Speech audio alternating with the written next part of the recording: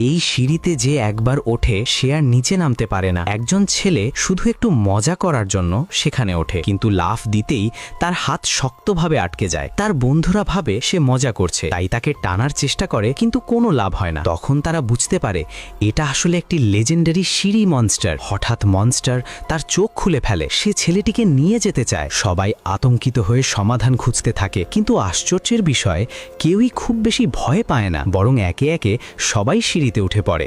Monster তাদের উপরে নিয়ে যেতে থাকে, আরও উঁচুতে। ঠিক তখনই পিছন থেকে একটি তীব্র শব্দ শোনা যায়। সবাই পিছনে তাকিয়ে খুশি হয়ে যায়। একজন ছেলে মনস্টার টাওয়ারের উপর বসে আসছে। সে একটি মনস্টার বুক বের করে মন্ত্র পড়ে এবং সিঁড়ি মনস্টারকে কন্ট্রোল করে ফেলে। কিন্তু সেই মুহূর্তে সবাই আকাশে ভেসে পড়ে। সৌভাগ্যবশত মনস্টার টাওয়ার সবাইকে সময় মতো ধরে নেয় এবং নিরাপদে নিচে নামিয়ে আনে। সবাই একটু স্বস্তি পায়, কিন্তু হঠাৎ তারা আরেকটি ভয়ঙ্কর মনস্টার দেখে, যার পুরো শরীর জুড়ে শুধু চোখ।